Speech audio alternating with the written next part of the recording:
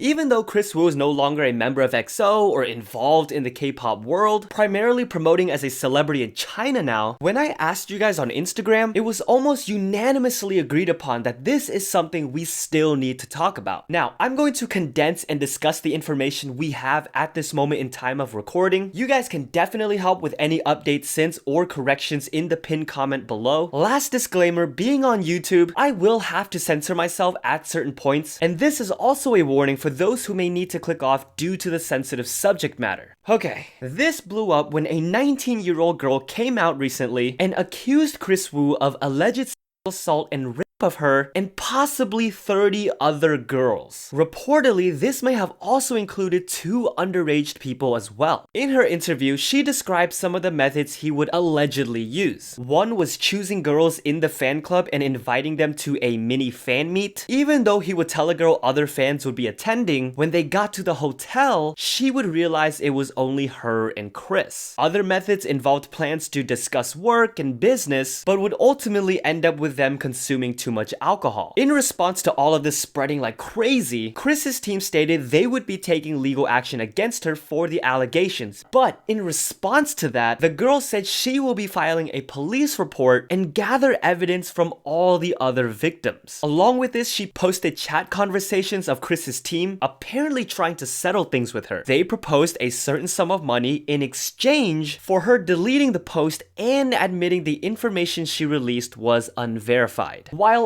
all of this was going on, an actress that was rumored to be dating Kris back in 2014 posted a cryptic message on social media saying, "7 years justice? Bring it on." Now, even though there hasn't been an investigation or official verdict yet, a bunch of companies and brands already seem to be dropping any ties with Kris. Kris Wu then finally came out with a statement of his own saying he has reached a point where he couldn't stand the spreading of these rumors anymore. He first explained that yes, he met this girl once last December 5th at a party, but never offered her drinks or even asked for her number. He then denied all the rumors, saying he's never done anything like luring someone or committing rape. If he has, he says he will basically take himself to jail and legally take accountability for these words. At this time, the final post from this girl basically gives Kris an ultimatum. She claims that she has evidence that will put him in jail for at least 10 years. So, he has 24 hours to hold a press conference, withdraw from the Chinese entertainment industry, apologize to everyone, and leave China. As we wait for the final results and hopefully the truth, there seemed to have been an updated statement today from the police about the ongoing investigation. Please also feel free to respond with further updates under the pinned comment to help everyone as much as possible. Oh my goodness. Now, the next thing we're going to talk about also has to do with China, but it does tie back into the K-pop world involving I-DLE and Cube Entertainment. Earlier this year, the I-DLE girls had an interview where they stated they had 3 foreign members. During that part, 3 flags showed up above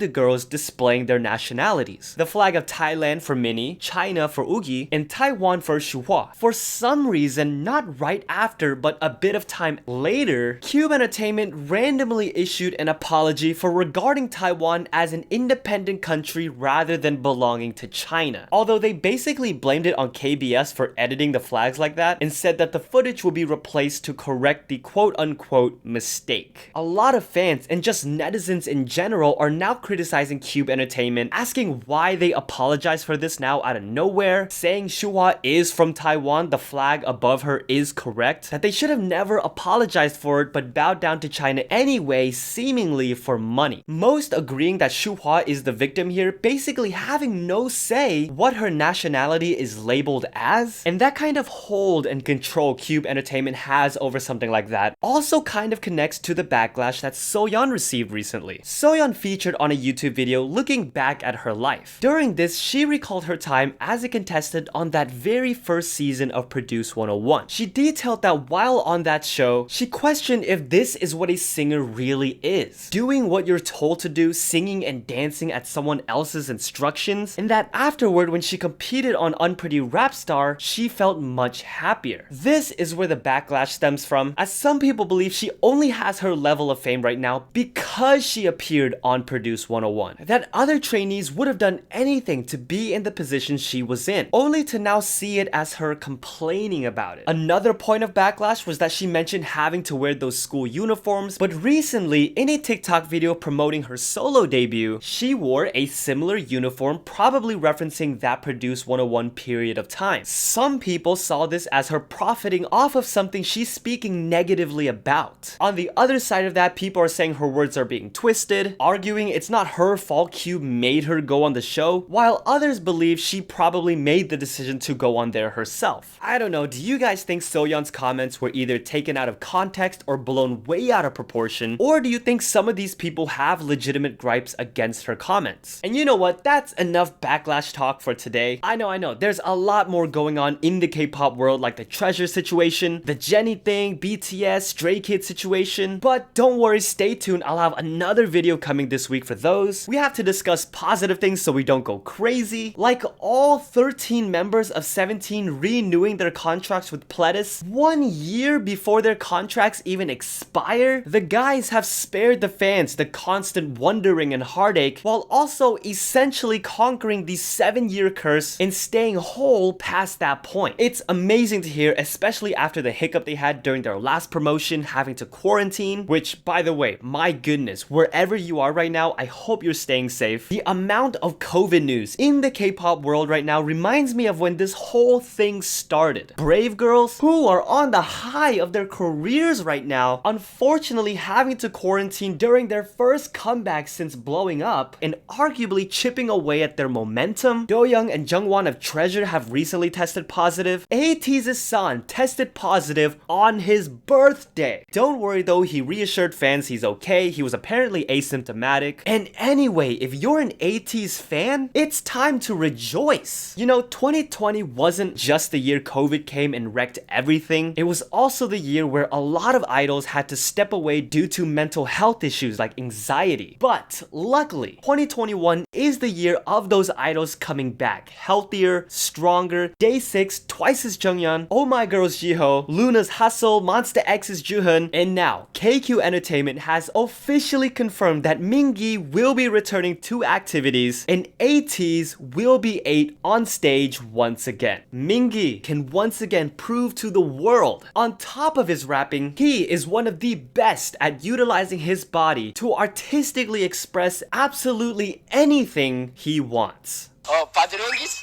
Yeah. Chic? Yeah.